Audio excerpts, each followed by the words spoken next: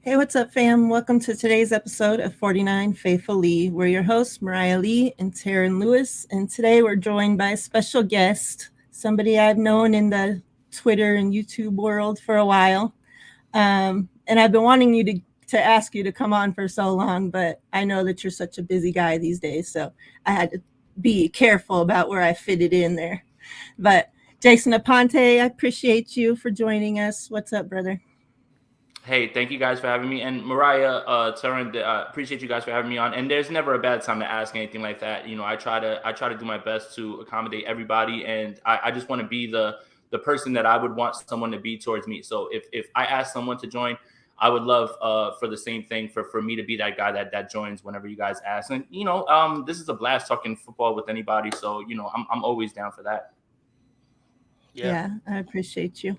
perfect. Before we get started, I just want to say, congratulations because to see you come from Niners all day and all that, with doing film breakdowns on your channel to what you have all going on now, it's awesome to see. And, some congratulations on that. It's a blessing to see somebody, that I look up to, somebody that I've known, since those days, like doing their thing. So it's pretty cool to see. I appreciate that. That really means a lot. And I really just want to lead by example in terms of anybody could be doing any of these things, and we all have a way to do that. And to be able to share some of the things that I've learned, it's really humbling to hear anyone say that they look up to me for any reason, because at the end of the day, I still just consider myself just a guy, and I'm just having fun more than anything. And those kind words, they do not go unmissed or anything like that. I definitely appreciate that.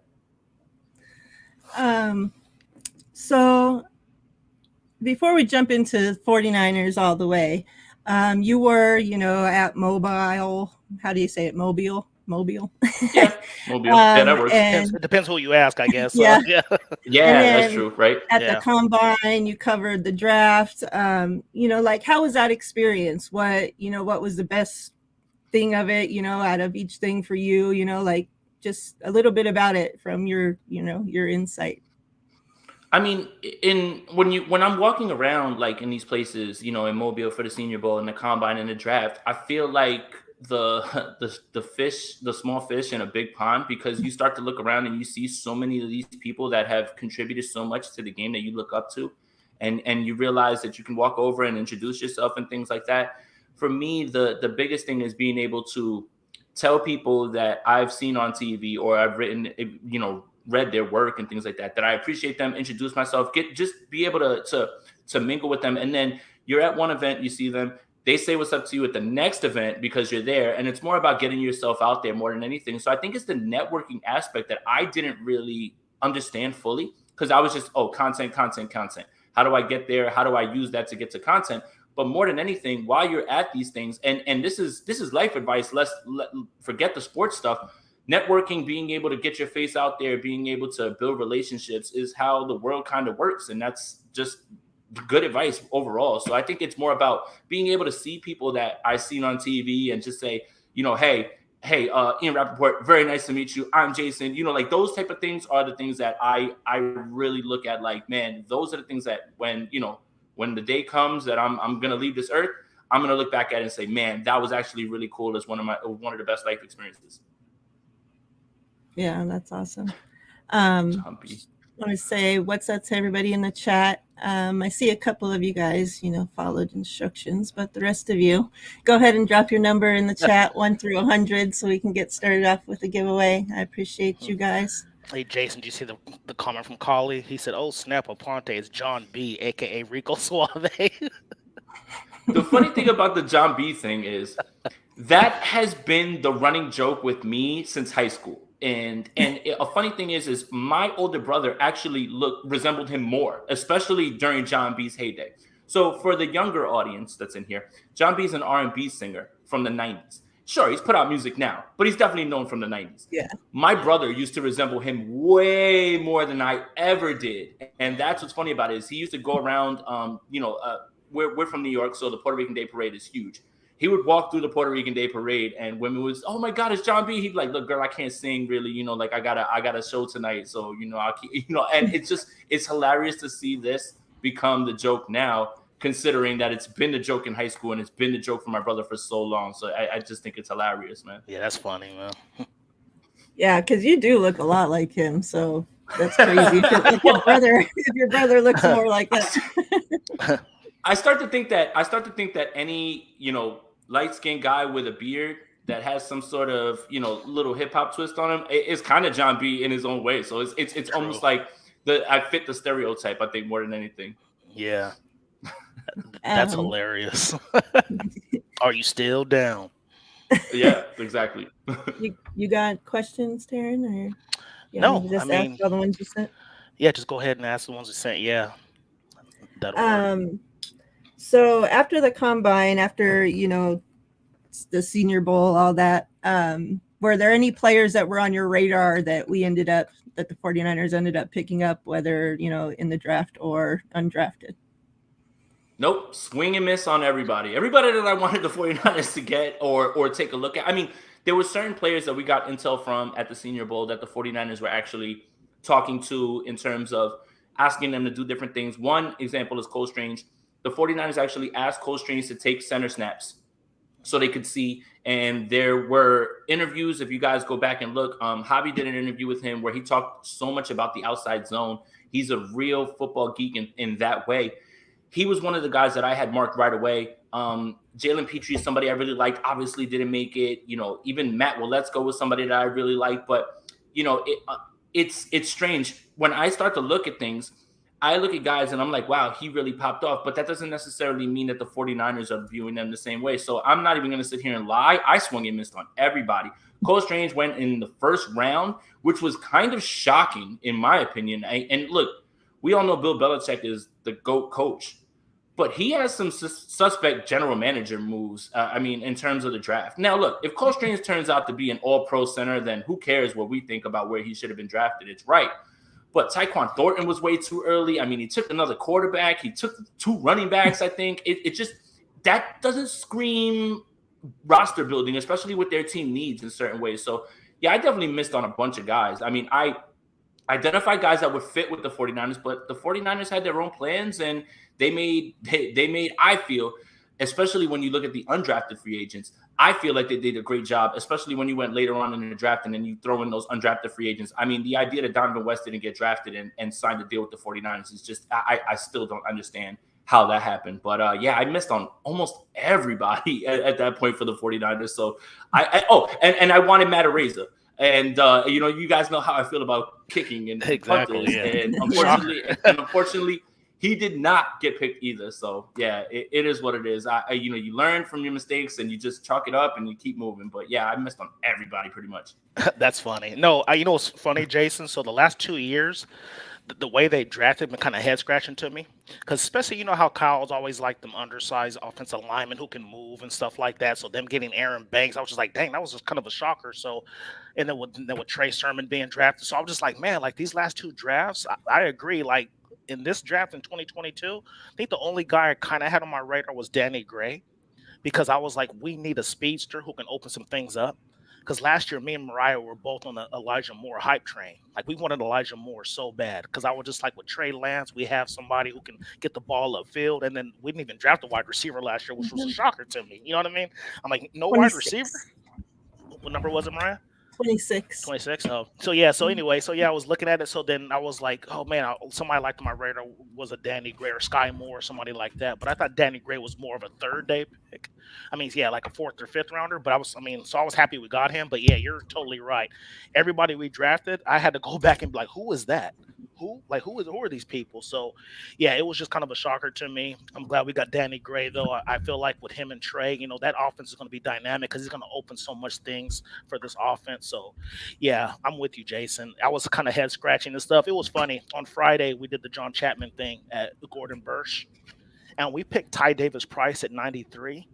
Everybody was silent, and everybody just kind of looked around like, did we just take a running back?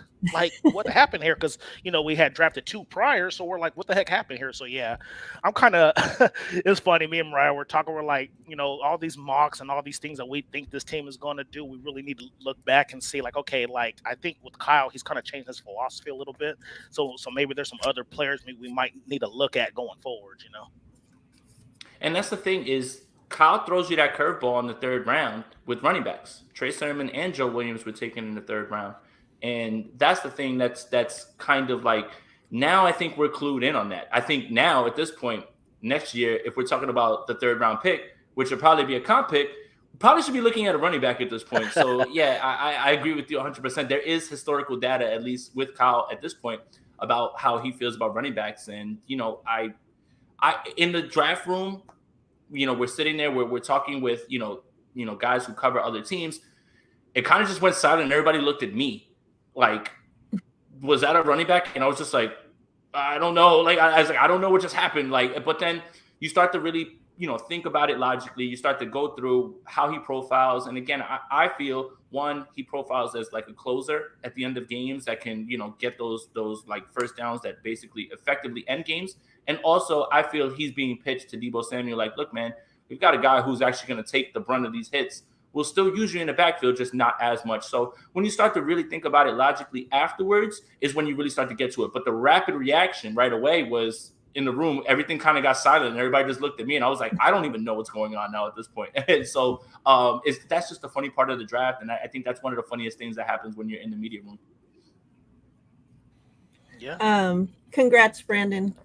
If you will DM me on Twitter, I'll get your address. I'll get that sent out. Was that a Trey Lance card? Yeah. Nice. That was fire. How do I get one?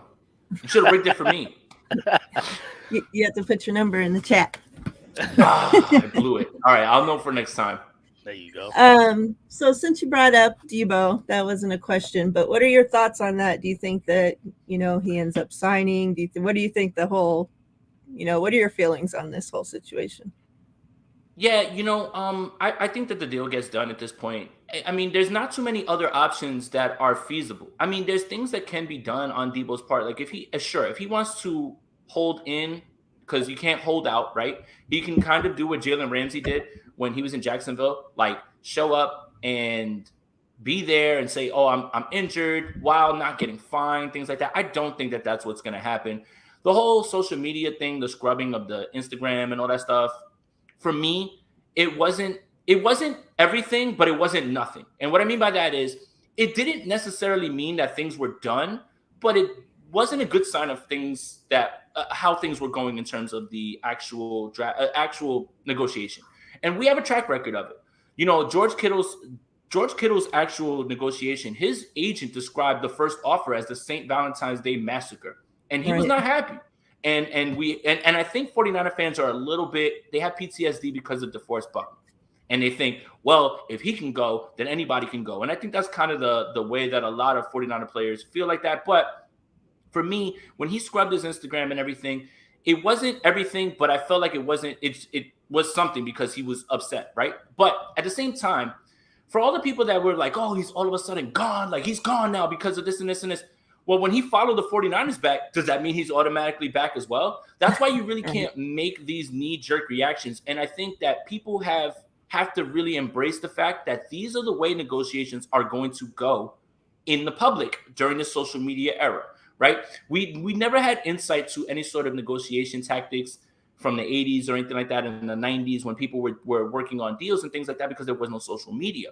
Unfortunately, that's where we're at right now. Agents know that this can create leverage, and it kept Deebo Samuel in the conversation. Also, let's not discount the fact that he's a 20-something-year-old. And 20-something-year-olds, when they get emotional, they run to social media.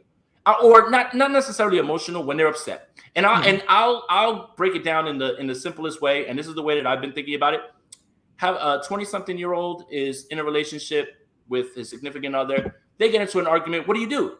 You take down all the pictures of your significant other and you put them in archive. You put them away. Why? Because you want to get them upset. But then when things get ironed out, the pictures come right back and you're a happy family and everything as well too. So yeah, I kind of, that's just kind of where I've been with it the entire time. I've always kind of had faith that the deal would get done, regardless of all the noise about, him in the club, doing this or, all of those things. I just kind of felt like there was not much else to speak about. So we were overanalyzing things a bit. Again, it wasn't everything, but it wasn't like it was nothing at that point. He was definitely upset, and I understand. And again, get your money, but at the same time, I think the deal gets done. He's going to be here.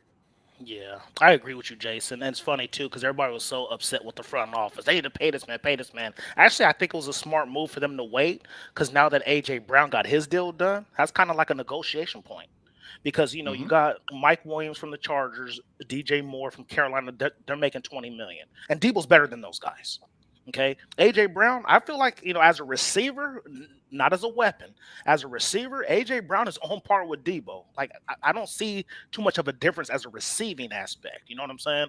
So if you look at A.J. Brown and stuff, and you look at Debo, because I don't put Debo right now because of the one elite season up with the Devontae Adams, Tyreek Hill, Stephon Diggs. However, I think he should get paid more than those guys I just mentioned.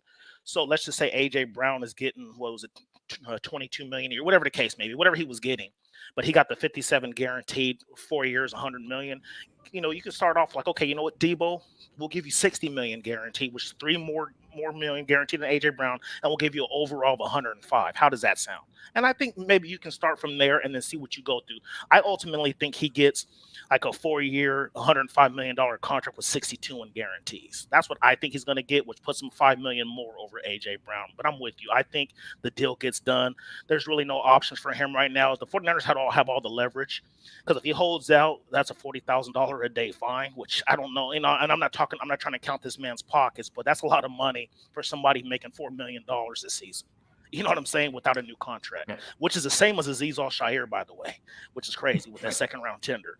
So yeah, I think a deal will get done. I'm thinking maybe July, August timeframe. I'm going to say probably beginning of July, right before training camp is my opinion. Yeah, and that's been the historical point where guys got their deals done, and I think that's a good way of looking at it as well too. Also, under the new CBA, those fines cannot be waived anymore, and that was kind of the negotiate. This is again what kind of led me to the idea that Debo really can't do much. Basically, when the owners and the players renegotiated their CBA, the owners said, okay, you can smoke weed, but we're going to take away this holdout thing. So you can't do that anymore. And that was the whole, so you give a little, but you take a little. So I think that a lot of the panic was overblown, especially when you look at the lines in the CBA agreement that actually kind of strike that out as a option for hhim. So yeah, I think absolutely it gets done closer to training camp. I think that's a really good take right there. Yeah. Hey, before we switch topics, Miriah, so yeah, and I think you make up a good point too. But you're right about the DeForest Buckner thing, because we look at DeForest Buckner, which you can argue he was one of the best players on our defense. We trade him. We end up with Javon Kinlaw. So people are feared like, well, I don't want to trade Debo because of the unknown, this, and that. But I will say this. If we turn DeForest Buckner into Justin Jefferson or to Tristan Wirfs, I don't think that we have any discussion. I don't think there'd be as much worry because they feel like, 49ers turn DeForest Buckner in a playmaker or a great offensive lineman, if that makes sense. You know what I mean? Yeah, I agree. And that's the thing, too, is the 49ers moved DeForest Buckner, and they literally got a player from the same position. And I think that, one, it's just their kind of way of doing things, which, agree with it or not, it's just kind of where they're at. But it's placed some unfair expectations on Javon Kinlaw because of the guys that you just named, right? Again, we all go back and we look at the draft and we're like, especially me, right? Like, I'm the one that's crying this entire time that we took Jalen Hurd over Terry McLaurin. I cry myself to sleep some nights thinking about that. Like, it was literally right there for you to have that. You could have your first 3 picks, guys, and I don't want to get anybody sad, could have been Nick Bosa, Deebo Samuel, and Terry McLaurin. Oh my God. That's insane. That's insane, right?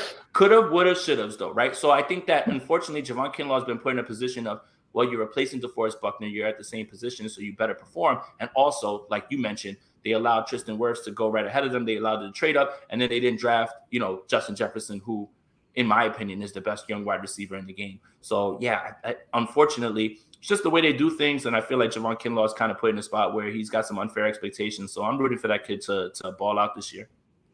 Absolutely. Yeah, me too. It definitely is unfortunate that, for Kinlaw, that he's now tied to Buckner forever, as long as he's with the 49ers, Like, that sucks for a kid coming into the league, especially, you know, the year that he came in with everything already going on, and then his injuries, and it's just like been such a mess for him from the beginning. Like, I feel bad for him.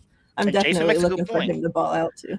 Jason makes a good point too. It's like, I had this all-pro defensive tackle. I trade him away. Okay, you young man, as a 21-year-old, I want you to come in and replicate what he gave us. Yeah. You know what I'm saying? And that's terrible. And the fans are always going to see it that way, which I'm just like, you know what? You can't do that to anybody. Like, I'm fair. Like, I'm just like, I don't expect him to be DeForest Buckner. You know what I'm saying? But majority of the fans think that, well, we traded him. We replaced DeForest Buckner. He has to give us the same kind of productivity. It's not always going to be like that. You know what I mean? I mean, you can't be like the Vikings, because I was telling you before, my uncle, he's a Vikings fan, right? He was pissed when they traded Stephon Diggs. But they used that Stephon Diggs pick to get Justin Jefferson. Now nobody's saying a word, because he's just like, oh, we got equal value, I'd say. You know what I'm saying? So, yeah, it's just one of those things where you're not going to get that all the time. You know what I mean? So 100%. And guys, unfortunately, get evaluated based on their draft capital. And I point to Solomon Thomas. Solomon Thomas didn't draft himself at number 3. And I've always kind of felt bad for the guy because of those expectations, especially when you, again, it's about where they were drafted and then who you could have had. And then fans start to put these unfair expectations, or they start to negatively evaluate based on that. Oh, well, he wasn't worthy of the 3rd pick. Okay, that's fine, but he didn't pick himself there. And I always think that that's a little bit unfair to kind of heap that on them. Absolutely.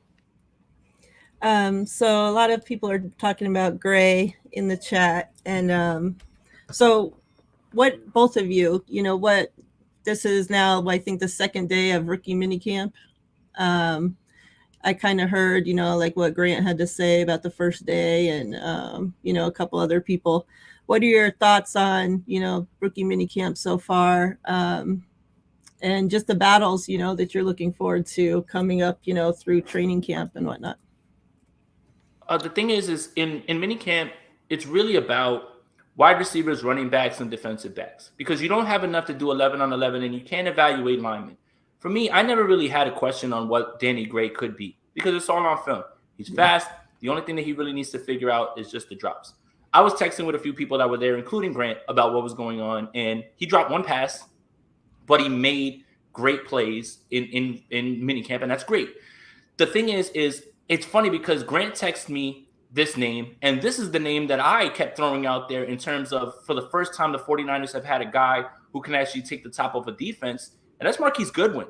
And that's who that's the last time the 49ers have had a guy that can literally take the top off of a defense and open things up. The 49ers have not had that. Brandon Ayuk is faster than he's given credit for. Remember, his 40 was run when he had a core muscle injury. So he's faster, and he plays faster than his 40 speed. Again, 40 speed does not equate to play speed. Some guys run slow 40s, but they play faster. Some guys run fast, and they don't play as fast. So in my opinion, Danny Gray was something that's not a shocker in any way. You kind of just want to figure out the lineman, I think. And that's the one part of minicamp that's going to be missing, is you want to see what Burford's doing, even though he's wearing 74, and a lot of 49er fans don't like that. But, hey, there's only a certain amount of numbers that can go around, guys. Right. But you want to see what Burford's doing. You want to figure out what's going on with the kid from Fordham. I can never say his last name, but shout out to the Bronx, Fordham University. And you want to see what those guys have, because those guys are kind of going to be pegged as replacements down the line, right? Same thing with Donovan West. You want to see what Donovan West has. You want to see Jason Poe. You want to see those guys actually lock up. But unfortunately, in minicamp, that just can't happen. So for me, the defensive backs are what you're going to be looking at. You want to see what Castro Fields has, and you want to see what what's the other guy? God, I'm blanking out. Samuel Womack. Samuel Womack. You want to see what those guys are, right? 100%. And you want to see what those undrafted guys that are invited there who are going to be competing for a spot, you want to see what you have, because right now the 49ers, in my opinion, probably have 5 locked in wide receivers. You still need 2 more. By the way, sign Julio Jones. Sorry, didn't mean to throw that in there. But yeah, at the same time, it's really about, I want to see the linemen more than anything, because I think I kind of know what Danny Gray is at this point, and I never really had any reservations about what he could be at this level. He just needs to figure out the drops, and I think he'll be great. Yeah, I can agree with that. Marquise Goodwin is an interesting name, and yeah, you're right. We haven't had a burner since him. When I was looking at Danny Gray, my comparison to him in the NFL was like a Will Fuller type receiver. Somebody kind of undersized but can beat you deep and stuff like that. And you're right, he just has to work on his hands. But did you hear how he was working out with Kaepernick? So he said that Kaepernick throwing him the football was preparing him for Trey because of the harder throws. And you said he dropped the ball in mini camp and he made up for it with a 50-yard touchdown pass. So yeah, Right. I really have high expectations for this guy. I think he's going to make our offense he's going to open up so much things for this offense. Like, I feel like him stretching the field is going to let IU, Kittle, all them guys just eat over the middle. You know what I'm saying? So Right. it's going to be interesting, man. Yeah, I don't know. He's probably my favorite draft pick because, like I said, he was probably the only one that was on my radar to be real. So yeah, the fact that Good we call. got him, the fact that we got him, I'm excited because, like I said before, I've been wanting a burner on this team. When I knew we were going to draft Trey, I'm like, we got to have that speedster because I feel like all these strong arm quarterbacks, the Herberts and all this stuff, they have such good arms. You have to utilize that. You know what I'm saying? So, yeah, Danny Gray was the first one mentioned when Grant Cohn did his little show about saying, the good and the bad of the rookie minicamp. So, Yeah, and the other thing is I really enjoyed that pick because it signified the change is coming. Yeah. That's not a pick for Jimmy Garoppolo. It's a pick for Trey Lance. So they're moving in that direction, right? And that was the part that really had me excited. And it's funny because last year, early on in the year, Brandon Ayuk was in the doghouse, whatever, injured, whatever, not running fast, whatever it is that was going on. But he was being used on clear outs for Deebo Samuel to run those drift routes over the middle. And now you're talking about Danny Gray being able to clear out for all three of those guys. It just opens things up. It just makes things easier. It lightens those boxes for Trey Lance to be able to decipher exactly where he wants to go with the football and also be able to run the ball a lot better. So, yeah, I agree. I just feel like this is a significant change and a shift into what they're doing because they are turning it over to Trey. And then situationally, he'll be used third and long, right? Because I still think Juwan Jennings is still going to be that guy on third and short that needs to get those tough yards for first downs. In the red zone, they'll use Juwan Jennings more than they will Danny Gray. But situationally, it allows them to be flexible based on down and distance and also let the kid get his feet wet without placing too much on his plate right away. I mean, if he earns more playing time, great. But you're allowing him to ease his way into the league, and I think that's important as well. yeah, and then too, with the addition of Ray McLeod, that's another speedster. So I feel like Kyle's trying to put together his own version of the Atlanta Falcons, where he had his Taylor Gabriel and all these people who can stretch the field deep and stuff like that. But now he just has a quarterback who just not only has the arm, but has the legs to get out of trouble as well. So I'm so excited, man. This is going to be interesting how this is going to pan out. So, 100%. Yeah, and like you said, that pick signifies Trey Lance, and then they asked him, what's more your game, taking a short pass and taking it all the way to the house, or taking a deep ball and then taking that to the house? And he said definitely a deep ball, taking that to the house. I'm like, yep, Jimmy can't throw that, so. Yep. It took you a half hour to take a shot at Jimmy. I'm impressed. That. Hey, I mean, I try not to speak about him anymore. He is now the guy, he who will not be named anymore. And look, no disrespect to the man. I'm just tired of the discourse around him. I don't want to discuss this man anymore. Like, rip the Band-Aid off so we don't have to have a discussion anymore. But I think Danny Gray's best comment was no block, no rock. Yeah. And that is what Kyle Shanahan wants to hear. And that's a reason why guys don't necessarily pan out as wide receivers. No block, no rock was the thing that I was like, yes, that's it right there. Good mentality. He gets it. I really love where the kid's coming from. Yeah. TDP also said something, like that, like if you don't pass protect, you can't play. You're not going to get the ball, So I love that, they've got guys. And, we always talk about this, that the guys that they get are such, a specific kind of guys, like in the way of they love football. They're such high character guys. They're so well spoken. Like, I swear TDP during his press conference said, yes, sir, 60 freaking times, like they're like such good guys, and I love that, especially after some of the guys that we've had in the past. Yeah. Hey, Jason, before we go to another topic, when you were at either the Senior Bowl, or whatever, did you hear a name, Kiki Chisholm? Does that name ring a bell to you? That guy, Not I as guess. much, no. Oh, okay, yeah, because Grant mentioned him too, and he said that he stood out, and he's like a 6'5" receiver. He was a tryout guy, so just wondering if you heard his Wow. name thrown out. Yeah. Yeah, no. Honestly, it's strange. At the combine, the name that we kept hearing was somebody who wasn't a rookie, and it was from it was like he was on the tip of every general manager, every front office guy that we spoke to. It's the weirdest thing ever, Mitchell Trubisky. Everybody was talking about Mitchell Trubisky. You would have thought Mitchell Trubisky was coming out in this draft. And how many people had such high praise for him, which kind of makes sense now that we know that the Steelers said, well, we're not trading for Jimmy. We're going to sign Mitchell Trubisky. Trust me, every single front office person that we spoke to, somehow Trubisky was getting thrown out there. And I didn't understand what was going on until, Jordan had the chance to talk with Leslie Frazier, his old defensive coordinator in Buffalo. And Leslie Frazier said, Mitch is a baller, and you're going to see it this year. And he said that he had a tough time with him. So it's weird. Like at the combine, there's obviously the guys that are there. Calvin Austin ran really fast. Christian Watson blew everybody away, and it only further. Like once Christian Watson ran that speed, I was like, that's it. I was like, he's out of the 49ers range. There's no way this guy's going to fall at this point. But it was weird to just keep hearing Mitchell Trubisky over and over and over. And it's funny because you saw it resonate right away when free agency hit. Strangest thing. Interesting. How do you think that Christian Watson going to Green Bay? How do you feel about that fit? Is Jamal in here? I don't want to get Jamal upset. Okay, look. Yeah, he is in here, I think. Yep. Okay. First of all, I want to say this.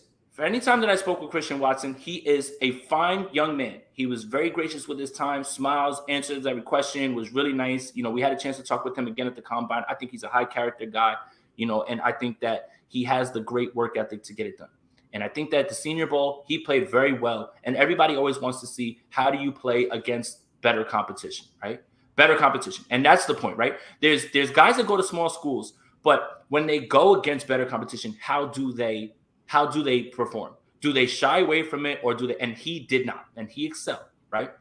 For me, just me, I think that he's going to be a fine receiver.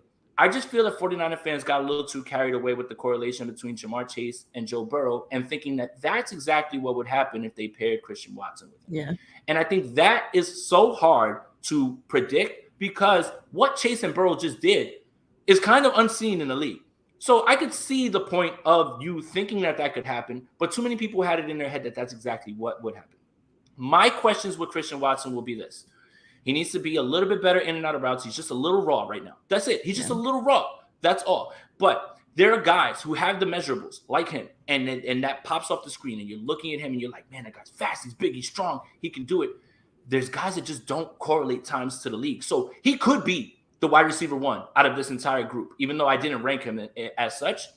But the name that kind of sometimes, when you look at measurables and guys that don't really make it, guys like Sammy Coates used to blow people away with their measurables, and unfortunately, they never really put it together. Am I projecting him to be Sammy Coates? No. But I'm just saying that this draft process has kind of put him in a spot where maybe he got a little bit overvalued, especially with 49ers fans. And now we're going to find out what he's really made of, because right now he stands to be the wide receiver one in that offense with Devontae Adams gone. So we're going to find out if he's ready right away because of all the attention that he's going to get. So for me, I was not nearly as high on him as many people were. I still think he's going to be a fine receiver in the league someday, but it got a little overblown. Like, just because people were just trying to correlate it to something that we've never seen, which was Joe Burrow and Jamar Chase. I'm sorry, Jamal. I love you, buddy. I love you, man. I'm sorry, man. I'm so sorry. And I agree with you, Jason. Yeah, you talk about, a lot of pressure on somebody, like, having to replace the person that they're drafted to replace. Then he's going to have hell of pressure on him to be the number one guy to replace, who he has to replace. Like, I feel bad for him. Right. And like you said, if he doesn't run raw, and if he doesn't run the right route, Aaron Rodgers is gonna he's not the nicest guy in the world to he's not gonna put his arm around Christian Watson and say, hey man, hey, just do this next time. He's gonna throw his hands up and he's gonna start. And now who knows how people can react to those things. So again, Jamal, I love you, buddy. Love you, man. I promise you, I love you. You know what's funny? You know who I'm going to say, and I know this is not a Packers show. You know who I think is going to be the sleeper on that team at wide receiver? Amari Rodgers. Romeo Dobbs? Oh, Amari? Oh, yeah, Amari yeah. We Rodgers, loved him like last year. for Clemson, yeah. Like I thought, like he's going into a second year with his team, and don't be surprised if he's like one of Aaron Rodgers' guys. You know what I'm saying? So. But yeah, I'm with Yeah, you, I mean, Jason. With the Christian Watson thing, I'm with you because I was just like, people were so enamored with that. Like, oh, look at Chase and Burrow, and this is now. I'm like, well, Jamar. I'm like let's get. Don't be disrespectful now. Christian Watson is not Jamar Chase, so don't expect that Exactly. kind of and that's production. LSU. Yeah, exactly. Don't expect that kind of production. So I was just kind of laughing, and people were like, "Yeah, if we trade Depot, we have to get in Christian Watson." I'm just like, "Yeah, but you got to look at who's on the board. If Chris Olave is there, Treylon Burks, I'd rather have him than those two." I'm like, "Slow your roll. Like, come on now, slow your roll. He's not on their tier. Yeah, but you're not understanding the chemistry he's going to get with Lance." I go, "I get it, but at the same time, you're right. Like, I feel like he has to work on his routes, stuff like that. Sometimes he seems like he's a little stiff."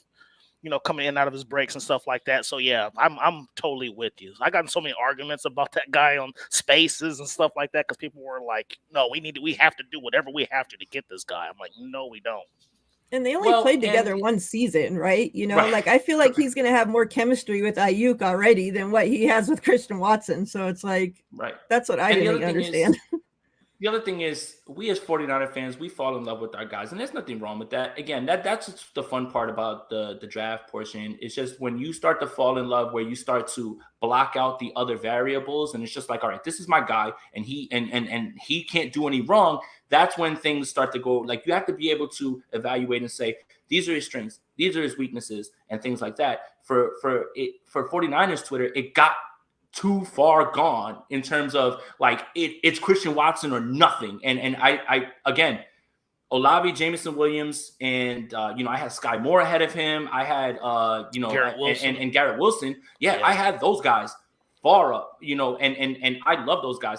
I was not nearly and here's another thing. Drake London was the first wide receiver off the board. I am nowhere near as high on Drake London as other people are. Like, people are already like, when you start to throw out the comps, that's where I think people get things messed up.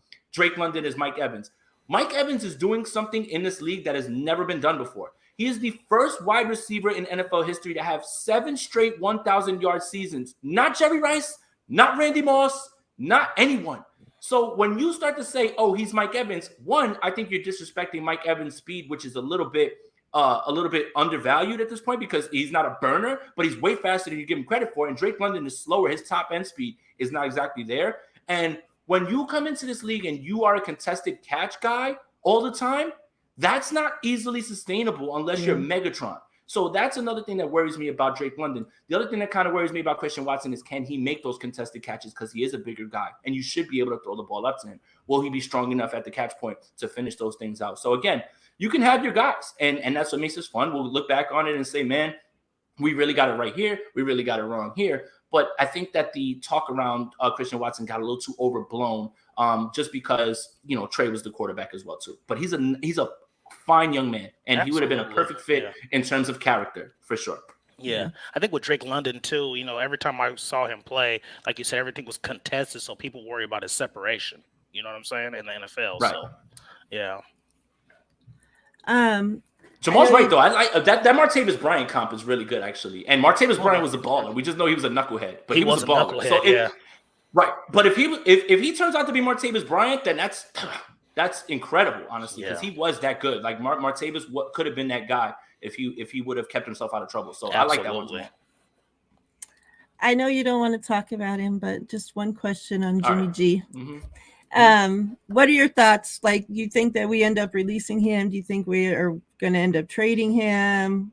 And like we said, that the pick for, with Danny represented that, Trey is going to be the guy. I think us getting another quarterback also represented that Jimmy's out the door, like, when do we have 4 quarterbacks on the roster, So what are your thoughts, with when we're going to get rid of the scrub, or do you think he's going to be on the team's week 1? I'm over him. I'm so done with him. Yeah, she is. So I am on my platform trying to normalize saying I don't know to certain questions, because I don't know. And I think that people just like say things at certain points, and it's okay to say I don't know. Here's what I think is going to happen, or what I think is going through the 49ers' mind at this point.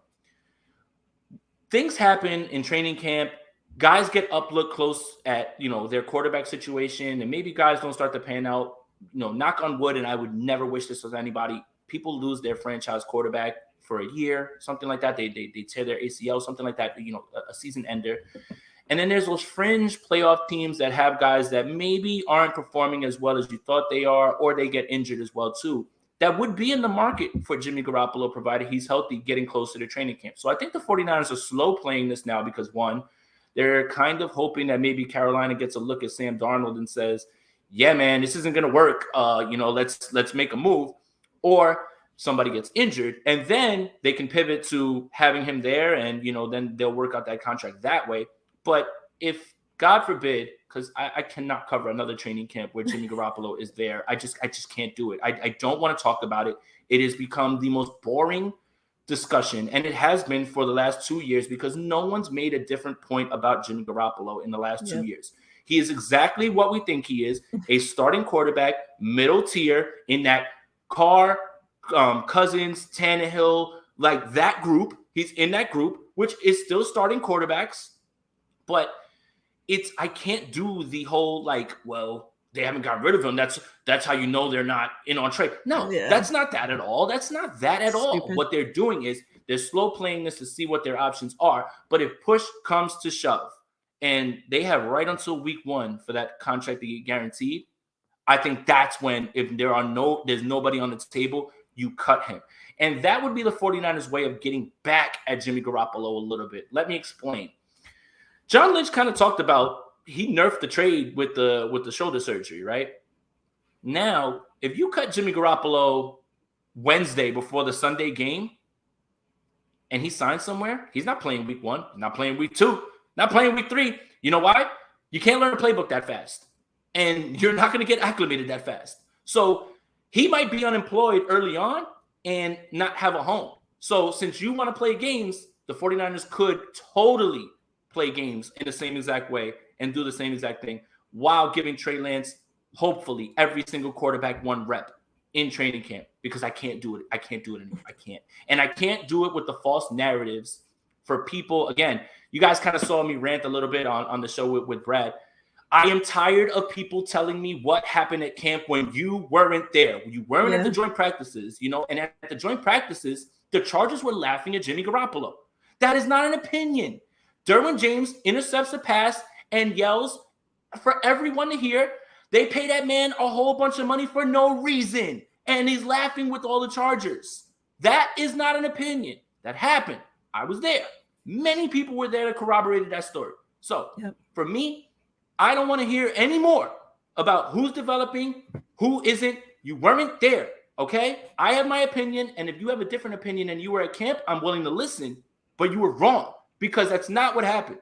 Trey started to separate, and the 49ers leveled the playing field by making Trey work on things that Jimmy Garoppolo was already good at. That's how you level it out. Trey's doing things that Jimmy can't, so how do you bring the competition back? You make him make those Jimmy Garoppolo throws over the middle that are quick timing, and Jimmy's good at those things. Let's not get it twisted. Yeah. But that's how they leveled the playing field, because it was getting too far with Trey Lance. He was getting too far ahead to the point where they wouldn't be able to stand at the press conference and say, we're going with Jimmy, because everyone would say, what on earth are you talking about at this point? Because how well Trey was playing. Yeah, that's funny. I'm with you, man. It's such a head scratching situation. Like, I don't know what's going to happen. First and foremost, let me give a shout out to Javi for that video he posted with Trey in practice and stuff like that. I don't know how you can see those throws and feel the man ain't ready. He was throwing against the first team defense that was a top 5 defense, and you sit there and say the man's not ready. You had Jimmy Ward and Fred Warner come out and say he was terrorizing us and this and that. So let's stop all the nonsense of he's not ready. You know what I'm saying? And then, you want to say something real quick? Yeah, real quick. It's funny, right? Because when 49er players talk well about Jimmy Garoppolo, people are like, you see, his teammates like him way better than, see, you guys don't know what you're talking about. But when teammates talk well about Trey Lance, the people that still are talking about him being a bust, they don't even take that into account. It's almost like that Fred never said any of that, But if they would have said that Jimmy Garoppolo was tearing them up in practice, everyone would, all the Jimmy Garoppolo people, oh my God, you see. But for some reason, when they heap praise on Trey, it doesn't matter. The kid's still not ready. He's a bust after 10 quarters. And it's baffling why he gets spoken about in this way and how the energy isn't the same with the same amount of comments from the teammates. It just doesn't make sense to me. Doesn't make sense, yeah. So so it's tough. Like, I'm with you. I think it's going to be a team. Hopefully, like you said, I don't wish injuries on anybody. But you look at a situation like, let's just bring up the Atlanta Falcons. Let's just say Marcus Mariota. He's serviceable, but he has injury history. So let's just say he's in training camp and something like that. Something happened to him. I can see somebody like Atlanta maybe giving a call. Or maybe, like you said, somebody like a fringe playoff team who's pretty good, who's right on the cusp of making the playoffs, and say, you know what, maybe we can get a Jimmy that can help us get into the playoffs at least, so it can save my job. Like you said, Carolina Panthers, Atlanta, somebody like that. Ultimately, in that division, the team is right there. The Saints. Exactly. If Jameis Winston goes down, you don't roll Andy Dalton out there. No. I mean, I know that but you can go get Jimmy Garoppolo and still be a playoff team, especially with all those weapons. You're spot on with that division right there. Especially because now they got a Jarvis Landry and a healthy Michael Thomas who thrive on going over the middle, which Jimmy does best. You know what I'm saying? So, yeah, I totally agree. I think that division is probably the hot division for Jimmy if there is an injury. I ultimately think he's going to get healthy. And then once he gets healthy, I think he gets cut. Like you said, probably, right before the contract gets guaranteed, so we don't have to pay that $7.5 million or whatever the case may be he's supposed to be getting. But, yeah, I don't know what's going to happen. I don't know if John and Kyle are just going to be like, nah, I'm just going to hold on to him until I get something. You know what I mean? But at the same time, I don't know, man. You're right, Jason. I don't know. Because with this organization, I just don't know. I feel like the 49ers value Jimmy more than any other team in the NFL. Because people sat out there and said, oh, well, the only reason why Jimmy wasn't traded because he was hurt. I'm sorry. If that was Kirk Cousins, if that was Derek Carr, if that was Matthew Stafford, I'm not putting them in that tier. But I'm saying if it was a serviceable quarterback, even with that injury, they still would have been traded. Right. And it's funny that you brought that up because we had the doc from 95.7 The Game on our show. And he gave us, I think, one of the most important nuggets of information. Because I asked him, I said, yeah, it's clear that guys aren't going to trade for Jimmy after the surgery, right? I was like, but if that's Josh Allen, Patrick Mahomes, Aaron Rodgers, and he said, absolutely, those guys would be traded right away. You know why? What the surgery zaps and could zap is accuracy. And if Jimmy's not accurate, then what is he at this point, right? So that's the thing he really brought it up and he said it in a medical way that those guys, they win with deep balls and everything, and that wouldn't be affected in terms of this, but the accuracy would go, and that's something he needs. So for sure, teams are looking at this guy like, we need to see him be able to throw the ball before we invest any picks in him or anything like that, or also invest that money on him. So it's interesting. I love that little nugget that he brought up because we had all kind of alluded to that and thought that, but to hear it in a medical context, because he brought up Cam Newton. When Cam Newton got his shoulder surgery and he wasn't the most accurate guy before the surgery, it really zapped it even more at that point. The guy could still throw the ball hard. He just had a problem locating. And if Jimmy Garoppolo cannot locate, then what does he do at this point? And I think that's another reason why people are. That's an excellent point. Yeah, that's a great point. Jason, I appreciate your time. 2 more things and I'll let you get out of here. That was a great interview with the doctor. And now that you bring that up, can you touch on a little bit what he had to say about Mike McGlinchey coming back from his injury? Yeah, I mean, that was the main thing that I wanted to talk about. It's really hard to create content out here without it being about, well, what's going on with Jimmy Garoppolo, what's going on with Deebo Samuel. But I was so gracious that the doc was able to give us so much time because there was a lot of things that we got to be able to talk about, like Jason Verrett's recovery and things like that. But the Mike McGlinchey thing has had me very worried for a long time. Yeah. That's why at the Combine, I had to ask John Lynch about it. I guess he thought that he was just going to get a bunch of questions about Jimmy Garoppolo and all this stuff. I was like, no. We need you need your right tackle to be, especially drafted at 9. Like, what's the severity of this injury? Does that change things? So that was the first thing that we brought him on to talk about. What he talked about was it's a good sign that he's running. That's a great sign that he says. But he did say that you shouldn't really worry about his pass protection at this point with that injury, meaning that it's going to be what it is. Whatever you feel about Mike McGlinchey's pass protection, that pretty much will stay the same. But he said that this first year may be a little bit slower in terms of him in the run game. And then next year, when he gains that strength because the tendon came off the bone, he said it's a two-part recovery process. It's reattaching the tendon back to the bone and then gaining that strength back. Now, what we saw in that video, he said he has no way of knowing where he is in his recovery or where he would be, but he said it's a very good sign and it's a good marker. But he did caution that this year you would see him at least take a little bit of a step back while he's trying to get back from this injury. And if he is on the team next year, which he's already got his 5th-year option, who knows if that's going to happen, then you would see Mike McGlinchey turn back to that dog in the run game that he is, one of the highest rated right tackles in football in that department. So I thought that was very interesting, where the injury may take a little bit more time for him to get back to full strength. He says he has no problem thinking that he's going to be at training camp and be playing. But again, the question becomes, how effective will he be playing? And I think that's the worry for 49er fans. Yeah, I've been super worried about him and Alex Mack, those two spots on the offensive line, going into this since the year ended, like, what are we going to do in those spots if Mike's not able to come back from this injury? I don't think, some people realize the significance of that injury that he has to come back from.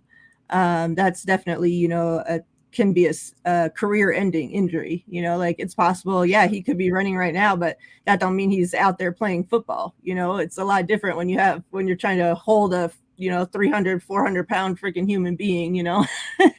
So yeah, I mean, it's kind of scary, and like, I'm gonna be worried when he even steps foot on the field for the first time. Like, how's it gonna be like? That's nerve-wracking. Yeah, I think the thing, especially for a rookie too. Like, we all want this offensive line to be in the best shape possible for Trey. He needs all of those things as well too. So yeah, go ahead. I'm sorry. Yeah, no, you're fine. Yeah, I think you were mentioning about how, like, John Lynch was like, well, for 2022, he might not be as effective as you think he's going to be, but 2023 he will. Everybody was stressing out about, when they saw the pictures of him and that guy and his weight and stuff like that. And to me, it wasn't really the weight thing I was worried about. It was me worried about, like, is he being able to squat, stuff like that. Because as you know, as an offensive lineman, you got to have your leg strength to add that leverage and stuff like that. So if he had that significant of an injury, like, how well has he been able to squat and stuff like that? Because all that power comes from your legs. You know what I'm saying? So I think that was my main worry, because he can get manhandled if he's not properly strong, for his lower body right now. So I think that was my main concern with him. Mm-hmm. And we saw, like, Tom Compton did a bang up job against all odds, and I was scared to death at that whole idea. And he ended up doing very well. But in the divisional game and unfortunately the NFC Championship game, you kind of saw that's Tom Compton. You can only hide him for so long, and how important that right tackle position is to this offense. So yeah, the Mike McGlinchey thing has been my biggest worry going into this season. I had less reservations about whether Trey would be ready or the Debo thing. The Mike McGlinchey thing was the scary part, because how important both tackles are. We obviously know Trent's the best in the world, but both tackles need to be in great shape, because the 49ers ran the ball more to the left side and to the right side. Both tackles, that was where they were getting their best plays. And that's what you need to have rolling, especially when you consider it's the rookie back there this year. Yeah, and even though we have a quarterback, now that can throw, it's not like we're going away from the run game. That's still, we're going to be a run first team, so it's definitely important. I will say, after we lost Lake and Tomlinson, I was a bit worried. Like, Aaron Banks, I feel like he'll be fine, especially if Alex Mack's there. If he's playing in between Trent Williams and Alex Mack, I think he'll be fine. But that right side had me worried. But it says something, because I was like, man, you got Jalen Moore, Colton McKivitz. Like, how effective are they going to be? Yeah. And people were saying, well, you got to give these guys a chance. They've been in the system, 2-3 years. I understand Colton McKivitz has been in the system going into his 3rd year, but still he hasn't had significant playing time. You know what I'm saying? So that's what worries me. With the fact that we didn't draft the offensive lineman until round 4 says something about that Kyle and John have faith in these guys that going forward to what they can do. Because I was terrified. I ain't gonna be honest. I was like, man, we need to go offensive line at 61. We need to protect Trey. He's our investment. This and that. So it bothered me. But at the same time, the more and more I'm starting to look at things, I'm like, okay, well, maybe with Jalen Moore, with Daniel Brunskill coming back, Colton McKivitz, now we see Mike McGlinchey working out. They obviously see them every day and they know what's going on. So, so my confidence has gotten a little bit better as far as this offensive line group. Yeah, I mean, we talked about this before, that was an area we knew they needed to take care of in the draft. And, however they took care of it may not have been the early rounds like we thought they should have, but, they definitely got a bulk of people, to go in there and Yes, compete. And I think that's, what's important, that we have that competition there. for sure. Jason, before we send you on your way, I appreciate you so much for giving us your time. Um, Going into this season, we'll say that Trey's the starting quarterback because that's what's going to happen. Give us your early prediction of what the record's going to be for the 49ers. Yeah, it's fun to make all these predictions right now. But I think there was an interesting tweet that was out there by Warren Sharp talking about it's less about who you play, but when you're playing them. And Yeah. he pointed out there was this portion of the Washington schedule where their last four opponents, which could be the difference between you making the playoffs and not, the last four opponents they play have 10 days off each time that they play. And I think that that's only happened one time. So they'll be getting rested teams every single week down the stretch, right? So predictions are fun right now. We just don't know what teams are at this point. I think that the floor, and close your ears, 49ers fans, is probably 8 wins, right? 8. That's kind of where you have to start this conversation at. The ceiling obviously is 12, right? But when you really look at, there's a stretch of games for the 49ers that they're going to find out very quickly what they are. And it's like something like the Rams, the Chargers, a Seattle game or something like that in there, and then like the Bucks, and then like it's a very interesting stretch, and that's where we're really gonna find out where this team is. For me, a successful season for Trey doesn't hinge on win-loss record at all. Right. And what I want to see is at the end of the season progression and the feeling of this is our guy. Forget what the record is. Forget what the record is. For what you're looking at, you can point to, okay, he had his bumps and bruises, but at the end of the year, he looks like the guy going forward. That is a successful season, in my opinion. Remember, Josh Allen didn't come out, light the world on fire, but Bills fans knew that was their guy going forward. Towards the end of the year, you could tell he's getting there. He's moving up. So it could be anywhere from 8 to 12, but I'm going to stick with like 10. 10 again, I think is a good number, especially when you're looking at there's like this group of games that has me the most worried because of these, the AFC West. What a year for the 49ers to draw the AFC West, right? There's going to be 3 teams from the AFC West that are probably going to make the playoffs, and one very good team that's going to be left out in the cold somehow. And that's not because they were not good, it's because the AFC is an absolute gauntlet. So what a year for them to pick Denver, Kansas City, Las Vegas, and Chargers. God, why am I missing it? And Chargers. The Chargers to play. But I think that 8 is a safe floor. And then I think if you want to really go realistic, you're looking at 10, possibly 11, depending on the little bump that Trey Lance should provide this offense. I agree with you. I'm thinking that's why I love you, man, because you're realistic. I don't think Trey's season, his success depends on the record as well. And that's what just sucks because, you got people like you, Miriah, and I who think that way, but then you're gonna have this fan base. If we go 8-9, see, he's not ready. You know what I'm saying? It's just, and that's that's what's gonna bug me. Obviously, we can't stop it. It's going to happen.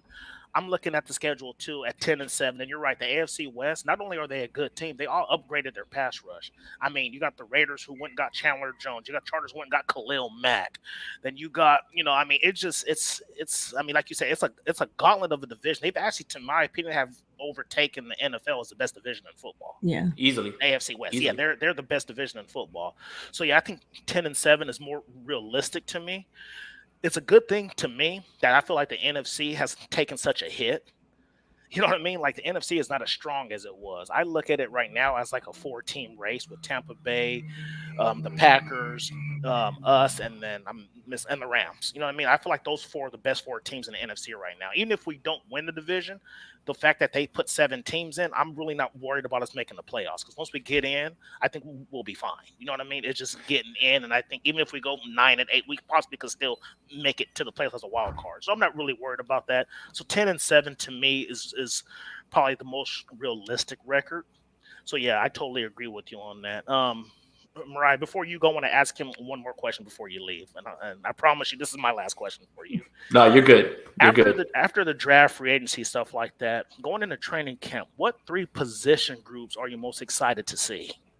As Oh far as my like goodness. as far as camp battles. Yeah, the secondary. I mean, for the first time, this is the deepest room in the Shanahan Lynch era, especially with Jason Verrett being back, and a lot of people are very excited about the draft picks that they made. And it's going to be very interesting to figure out what happens with that other safety spot.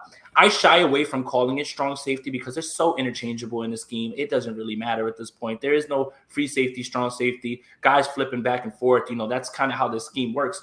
But is it going to be Odom? Is it going to be Hufanga, who I have reservations about? I really like.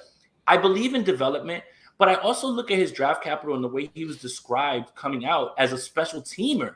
Now you're talking about trying to put him out there, and we saw it happening last year in the little bit of time that he was out there. I can point to the Cincinnati game where he kind of got beat. Arizona, Colt McCoy and Christian Kirk kind of torched him a little bit, and then the Minnesota game where he just drifts too far away from his responsibilities, and wide receivers just going to sit that thing down. They're not going to run to you. If you're running away, they're just going to sit down and catch the ball. So the secondary is one.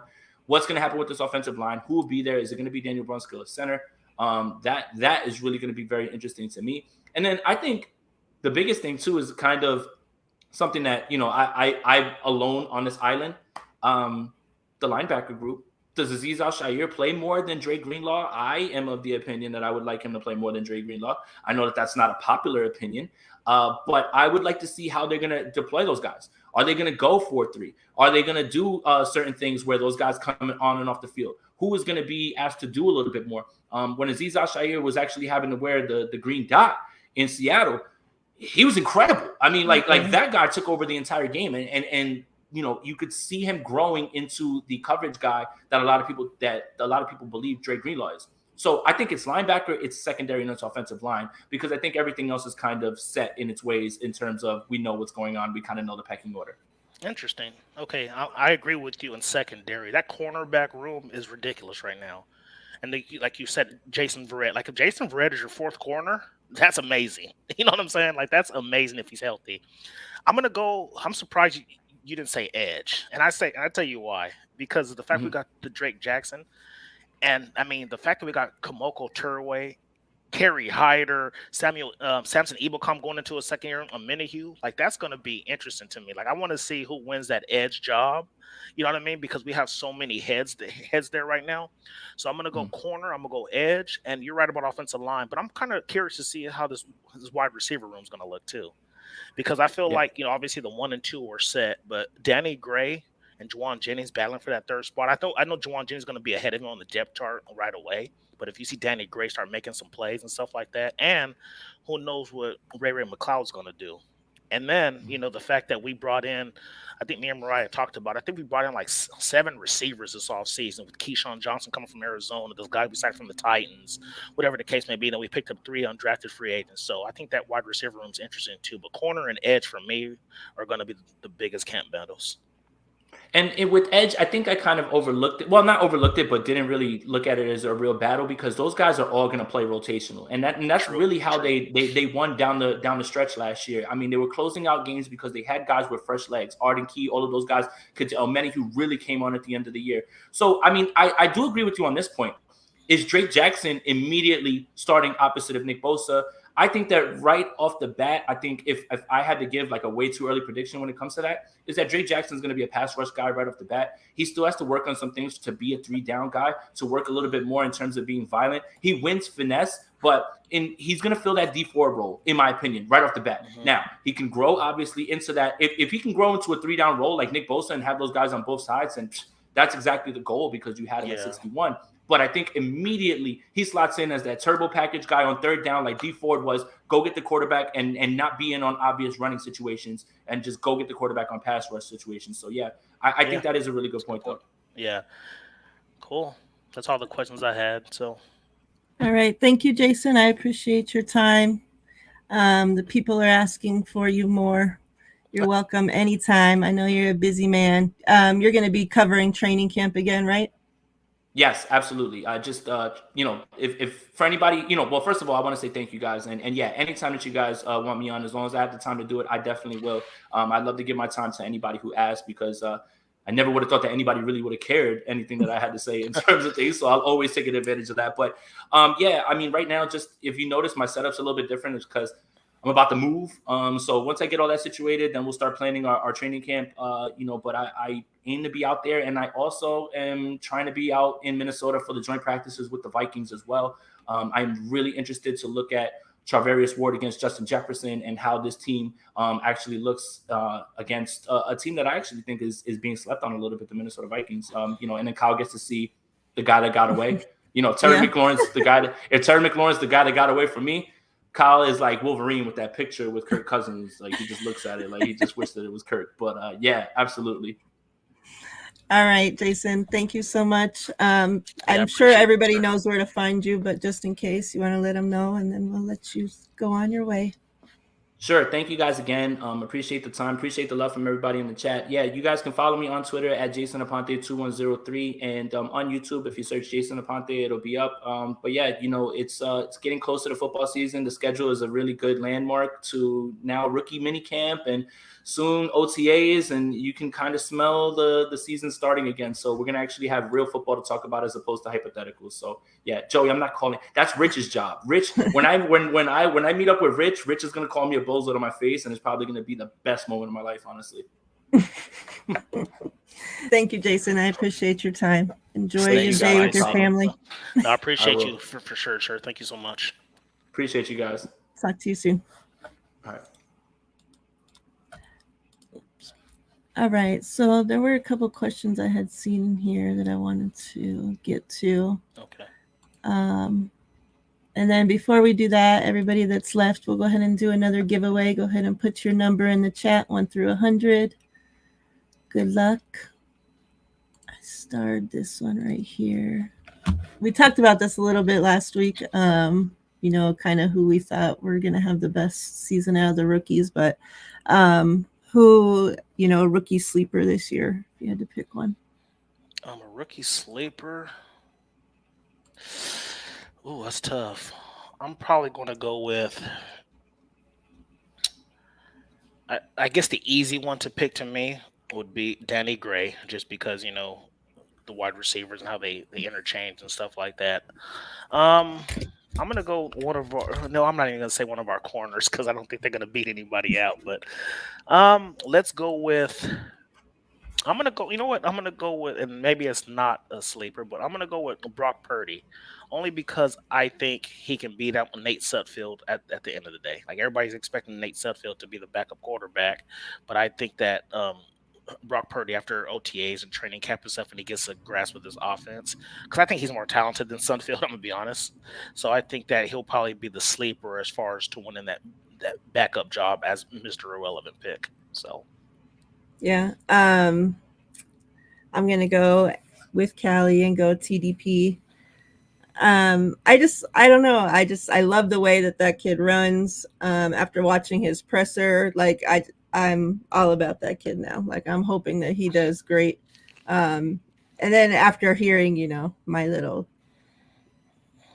findings of what Kyle said to him, I just think that Kyle's planning on him being the guy. So I'm going to go TDP. Yeah. Hey, Carly, let me ask you this as an Ohio State fan, because me and Miriah talked about this before the show started, and I agree. I think that TDP is going to have some significant input into this offense. Like, he's going to get his carries. You don't draft him top 100. Well, I guess I can't say you can't draft somebody top 100 and they don't get playing time, because we've seen it done. Yeah. But with Trey Sermon, he's being quiet, kind of behind the scenes, stuff like that. What do you think his impact's going to be? Because I think people are sleeping on him. I think that he's sitting back and he's like, oh, okay. Like, I feel like there's probably a little fuel to his fire.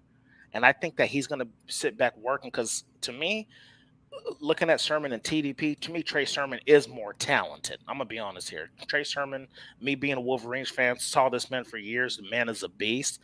I just think that people are sleeping on him. But, I mean, who knows? And then when me and Miriah saw Elijah Mitchell, he looks like he's in great shape, stuff like that. But I think, like Jason Aponte said, I think TDP is going to be more like our closer, more end of the game, like getting all the carries in the fourth quarter, especially if we're ahead, to eat up clock and just stuff like that. But I don't know. I just have this strong feeling that Trey Sermon's going to come in and impress everybody, and we're going to be like, oh my god, like, which is a good problem to have. If Elijah Mitchell, Trey Sermon, and TDP come in and they're all amazing, then so be it. But that just goes to show you that Jeff Wilson and Jermichael Hasty are gone. So Yeah. I mean, I believe, even if one of them is gone out of those two, that I know it's not a popular opinion, but Jeff Wilson's going to be gone because he just looked like shit this year. And I know that Hasty did as well, but they relied, like, every third down we were complaining, like, why do we keep going to Hasty? Why do you keep going to Hasty? And yet Shanahan kept using him on third downs, when we seen that Jeff Wilson had to come in and actually try to carry the load and stuff. He wasn't, I think that's another player that people are just hang on to, it's like special moments from him and think that he's still going to be this guy. It's like they never relied on him to be the guy in the first place. Like if he was that great, they would have had him try to at least carry this freaking running game, and he can't. He does it. So they wouldn't keep drafting running backs if Jeff Wilson Jr. was the man. It's like, so. Hey, Brian Cope, I don't think Trey Sermon's in the doghouse anymore. I mean, I just don't. Here's my thing. Like, if you're, as a parent, I'm going to put this as a parent-kid situation. As a parent, I have kids that make mistakes, and I can be pissed off and stuff like that. But at the same time, if you don't get over that and just be like, okay, you know what, they made a mistake, give them a fresh start, whatever the case may be, like, I have to question that. Like, if you're pissed off of something he did week 2, week 3, whatever the case may be, and now you're just like, well, he's still in my doghouse, whatever the case may be. Like, you have to give this man a fresh start going into the season, unless you're talking about last year. Okay, I'm saying unless you just, or like unless he did something behind the scenes that they're so pissed off about that we don't know what's going on. But yeah, I just think that I agree with Collie. I think that Trey Sermon's going to come in with something to prove, because I know if that's me, I mean, if he's competitive, he's going to come in with something to prove. Because if it's me, if I was a running back you drafted last year in the 3rd round that you traded up for, it's not like they traded up for Trey Sermon. So the fact that they traded up for him, and then that they're like, okay, well, we didn't like your production, so we're going to draft another running back in the same round that we drafted you in, and we got Elijah Mitchell. That said something. He didn't follow the 9. I didn't see this. So we'll see what happens. I mean, we'll see what happens in training camp. I just hope that he comes in with a fresh start. He's matured a little bit, because I know he broke curfew last year and all this other stuff. But if he comes in and he's matured, you got to give that man a fresh start to see what he can do. I mean, you gave people like Jalen Hurd opportunities. I know it's not the same thing because of injuries. People like Dante Pettis that you traded up for. So I hope that Sermon comes in and he is, he's got himself together. He's in great shape, and he comes in with a chip on his shoulder, like, look, don't forget about me. Yeah. Yeah, I think it's, like we said earlier, a great problem to have all 3 of them, there. And we know that we go through running backs like crazy, so it wouldn't surprise me that we end up, till our 5th, 6th, 7th, 8th, 9th running back by the end of the year. For sure. Yep. I'm hoping not, but yeah, shit, exactly. like, it doesn't surprise me anymore. They were talking about Juice. I know that's your guy. Why don't you think they use Juice as a 3rd down back? And, like we've talked about this, a lot of people have talked about this, that, that Juice is so underused. And especially with, him, being the best, in the NFL, getting paid like the best. And yet they don't hardly use him for anything. I'm hoping it changes this year with Trey. I think he was used more. I mean, because I look at Kyle Juszczyk. Everybody knows who follows us. I love Kyle Juszczyk. He's my favorite player on the team. Just because I feel like, I played fullback first and foremost, but I like his game. Like, I feel like he really doesn't have any weaknesses. I don't like him running the rock that much, because I don't think he's really good at that aspect as far as that, but like his blocking, his catching out of the backfield, stuff like that, he is underused. He can literally be a move tight end. I mean, we saw it last year in training camp where he cooked Fred Warner. You know what I mean? And Fred Warner is one of the best coverage linebackers in the NFL. So the fact that he cooked him on the deep route and he beat him, he is an OW. But I feel like, with the issues with the offensive line, with Jimmy being the quarterback, I think they use him and Kittle too much as blockers. But I feel like this year, now that we've addressed O-line, I mean, we drafted 2 offensive line last year. We drafted 2 more offensive line this year. We got Daniel Brunskill coming back, Justin Schools coming back. We have depth. So hopefully they find their niche and pick who they get. But I feel like with Trey and people not being able to crowd the box as much anymore, hopefully now Kittle will be used and Kyle Juszczyk will be moved more as receiving options. Because I agree with, I think it was Kenyon that said that he is grossly underused because that man has some great hands. I mean, we saw against the Titans. I mean, he had that wheel route that he had wide open and he was missed. You know what I mean? So, yeah, I want to see him used a lot more than what he is. So,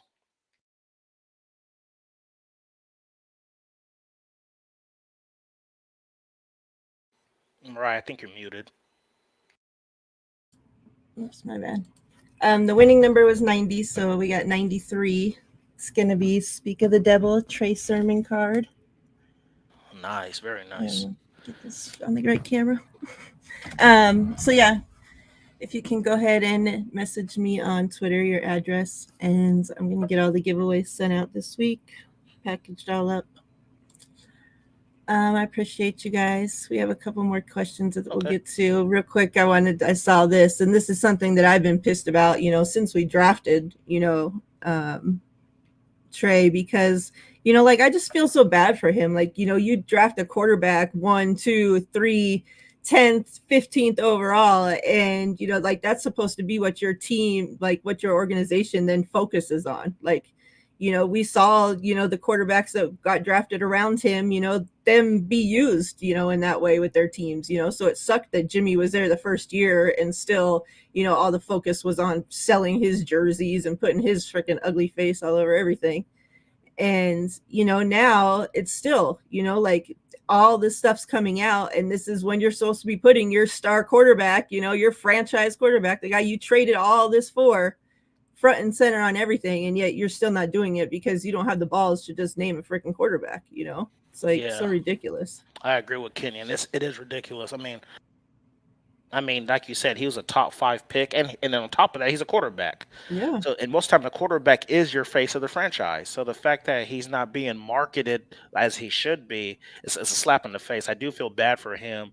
I mean, I don't know if there's conversations in the background like, hey, Trey, we're just, I don't know. Hopefully there's some communication going on. Because at the end of the day, I understand he's a grown man, but at the same time, he's still 22 years old. You know what I mean? Yeah. So he's still 22 years old, and I know his back is against the wall. You got half the fan base that's already against him. So the fact that you don't put him on this featured video is having fans talk more trash. See, look, the 49ers don't even have faith in Trey Lance. He's not even being put in this video. And so it's just ridiculous. Like, I just wish I don't know if it's like our media team or whatever the case may be, or just, or just not putting them in there. I don't know. I don't know if they're being told not to, whatever the case may be. Oh, I'm sure. I just hope that Trey, yeah, you're probably right. I just hope that Trey, I'm just glad he has a good support team. I love that his mom and dad are in the picture and there's some loving parents. And his dad actually played a year in the NFL, or he was tried out in the NFL. So his dad has been there and done that. And his parents have great heads on their shoulders. So I'm sure that his dad's like, look, man, just go out there and be you, go do your thing and just block out all the noise. Kind of like what Josh Allen told him. He was like, block out the noise. I came in there. They told me I didn't play against top competition, blah, blah, blah. So I just feel like Trey Lance is so intelligent and so much beyond his years, you know what I mean, that I think he'll be fine. So yeah, you're welcome, fam. I appreciate you guys. Just our way of showing you guys that we appreciate you guys hanging out with us. See this other comment said they haven't been featured on season tickets either. Yeah, it's ridiculous. Yeah. And I don't think it's going to happen until Jimmy's off the team. I don't think that, we're going to see Trey Lance featured on anything as long as that ugly mug's still sitting there in the background. Yeah, that's true. Sucks. And then there was a couple more. So, do you think Sermon and Banks sat to develop for an offense just to Trey, or are they really that far behind in Kyle's eyes? Me personally, I was always, ever since that draft class, I was always under an impression, and the players that they drafted, the way they fit together, it always seemed to me that they were drafted to play with Trey. Sermon, the way he runs, his style, everything, He was with Kyler Murray, you know, in college, and you know, other running quarterbacks. Like that's his style. He's not made to, you know, run in the system that freaking Jimmy had. And then the same with Banks, you know, like that's the O lines that he plays for are made for, you know, like for Trey Lance, not for freaking Jimmy. So that's always been my feeling on it, that they were all supposed to play together anyway. I agree with you, Mariah. And I think too, I think 49ers, I know it's funny because like most of the time when you draft second and third round picks, you expect them to make an immediate impact. I think Trey Sermon probably was supposed to, because you know he did get playing time in the beginning, and then you know obviously something happened with the doghouse situation, whatever the case may be. But Banks and Trey, I think Sermon and Banks, I think were both drafted for Trey Lance, and I think that you know this year them being on being on what do you call it, the scout team and all that stuff together, like practicing with the second unit, has gotten them some chemistry. So I think that's going to help out. So yeah, I do believe, because I believe that Kyle and John went into the season like, I think we have a Super Bowl roster, this and that, which they were right, because I didn't think so. After that Colts game, I was like, this team is trash. Play all the rookies. Seriously, play all the rookies, because we're not going anywhere. And they proved me wrong. And I've been I manned up about it and said I was wrong. So they were right. And they were like, yeah, I have a Super Bowl roster. I'm going to draft these guys to sit the bench and learn with the quarterback that they're going to be playing with in the future. So yeah. I think so. 49er Gang 916 brought up Gutierrez, the player that we had, you know, that we have on the practice squad from Mexico. The international guy, yeah. Like I wish, you know, like that guy is huge, like a humongous human being. You know, my wife is from, you know, her family's from Mexico. And so, you know, we're all about Gutierrez in this household. So I would be really excited if he would actually ever make, you know, even as a backup, you know, whatever, guard or whatever, tackle, whatever. Yeah, he's big. Yeah, he reminds me of, remember that tackle we used to have that was 6'8", Alex Boone? Yep. He reminds me of him, like super, just a huge dude. I think hopefully like he's in better shape though. I felt like when I saw him, I felt like he was not in the best of shape. Yeah, he even said that, you know, it was hard for them to get in football shape over there, you know. So hopefully, you know, him being on this team now for a year with the NFL and weight training and conditioning and stuff, hopefully now he comes in. Mexican woman, that's funny. That's right. But hopefully if they come in, well, it's funny, Callie, because my ex-wife is Mexican, so I feel where you're coming from. But So I feel it. Like I think like, you know, him getting in better shape, a year under his belt, stuff like that, because the dude is massive. If he can just come out there and put it all together, like, you know, hopefully he learns some good technique, you know, learning from Trent Williams, stuff like that. He could be another surprise who can come out there and do some things. Yeah, we definitely have depth, you know, like that's going to be one hell of a battle to see who ends up, you know, getting those spots. Swan songs and something about the Raiders and Niners game. I see. There's another question. Where? After Callie's. I like it. I think a lot of people are going to end up flaking though, because there's been so much talks about, I'm going to that game because nobody expected it to be on New Year's Day, I don't think. So I think a lot of people are going to flake. I'm going to be honest. I'm not paying $600 for some nosebleeds. No. I enjoy watching the game in person. Don't get me wrong. However, there's so much stuff in Vegas, all these nice sports book with big screen TV, sports bars, stuff like that. I'm actually called a sports bar and asked how much it will cost for 50 guests to be, you know, on there. And they said they'll get back to me tomorrow. Because I'd rather do something like that. Like I'd rather us like the 49er fans get together, you know, maybe spend, you know, $100 to watch the game, all you can eat, stuff like that, and have some fun in an environment together, instead of just going, like I was talking to somebody put together, I don't know if I think you're in it too, Miriah, the one they put together for the Niners Raiders game. The Twins. And the Twins, they was saying like for like decent seats, like $1,500. No, I'm not doing that. I mean, I can buy them, but I'm not going to. I'd rather spend my money elsewhere, and I love my Niners, but if I can get a little bar or something, like I said, go watch a sportsbook with the Niner fans, I'd rather have fun doing that and us be together instead of us being scattered everywhere and all this other stuff. But so I'm gonna be honest, I'm not going to that game. So I'm gonna watch it. I'm gonna watch it from a sports book. So Yeah, I wouldn't say that people are going to flake, but they're definitely not going to be able to show up because people do things with their families. Yeah.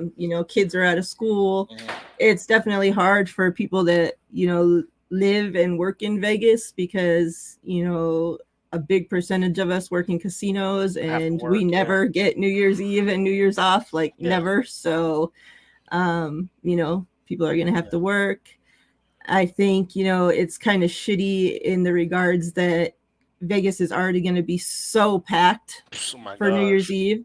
And there goes the hotel rooms, are going to be hella expensive because that's how they are on New Year's Eve and New Year's Day. So, Anyway, just, yeah. yeah. So prices then, putting an NFL game like on top of that, like it's just ridiculous. Like Yeah. they could have done it a different time. It was Like, real greedy they on the shouldn't have a NFL's game in behalf. Vegas at all on New Year's Day. Like Yeah. it shouldn't. Like And then Vegas a is too one busy and too crazy. and then a 1 o'clock game at that. Like people are going to be Yeah. out partying all night on New Year's Eve. Probably not going to go to bed till like 3, 4 in the morning. Then you want to have the game at 1. Like that Yeah, should have been prime time, honestly. These are teams that you haven't had play in years because of the shit that happens at them, and yet let's do it on New Year's when people are drunker than usual and hungover, and like I don't know, like I just think that that's going to be a Yeah, mess. I definitely think, and what I mean, and I don't mean by what I mean by flaking. Like I seen in the chat where a lot of people saw the prices. A lot of people were like, "I'm out. Like I can't do that Yeah. because of the price." So that's what I mean by flaking, because I think people didn't expect it to be that day. People were thinking it was going to be like just a regular weekend. We Yeah. go and hang out, but the fact that like you just said, hotel rooms are already high. I feel like it was a greedy move from the NFL. Yeah. The NFL schedule makers were just like, oh, people are going to be in Vegas for that weekend anyway, and there's a bunch of, whatever the case may be.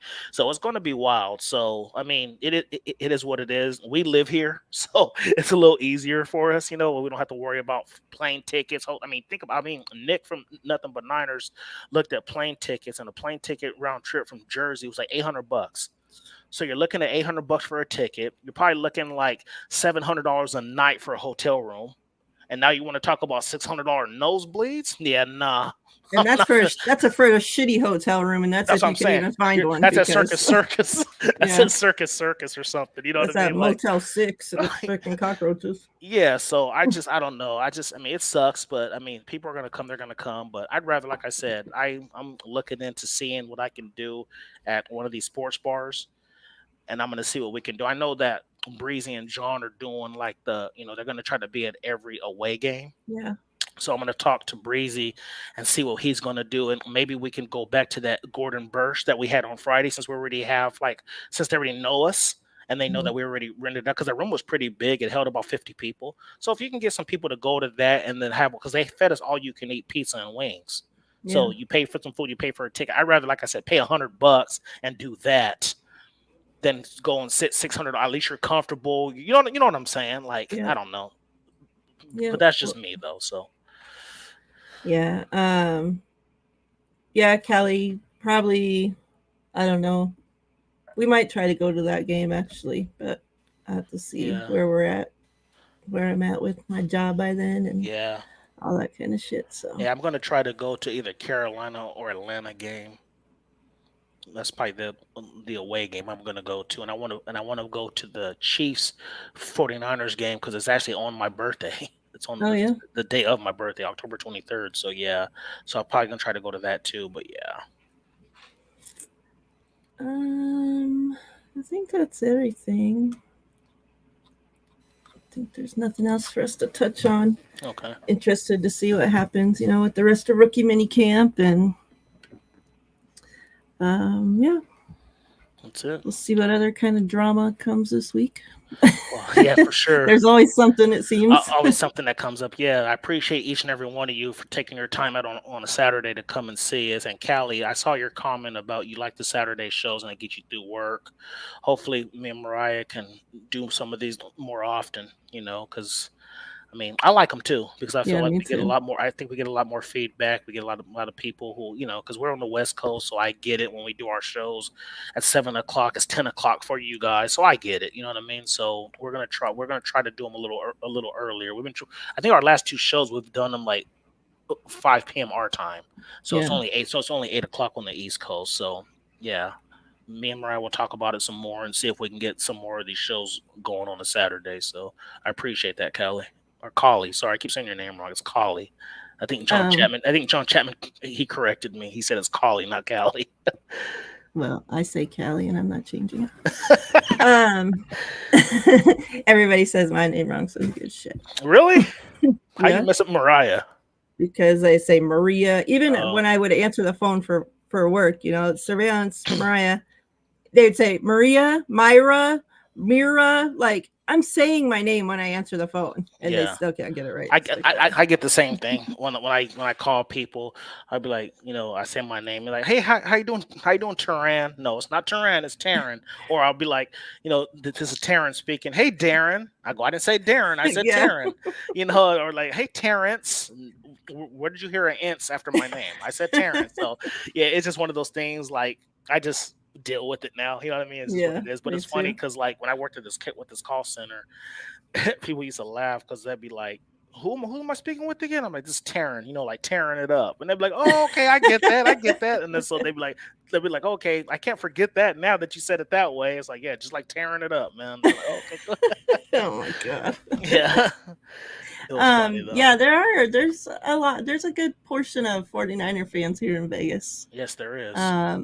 A lot of California team fans, obviously, because because we all moved over here. a lot of Californians, they migrated into Vegas into Nevada period because it's cheaper to live and no state taxes and stuff like that. So yeah, there's a lot of 49er fans here. I mean, I know of 3 49er bars just in this town alone, like the one that you and I went to, Joey's. There's one called High Scores, which is an arcade / 49er bar off of Blue Diamond, right by the Silverton. And then there's another one here in Henderson. So yeah, there's a couple Niner bars here. So yeah, there's a lot of 49er fans here in Vegas. So yeah.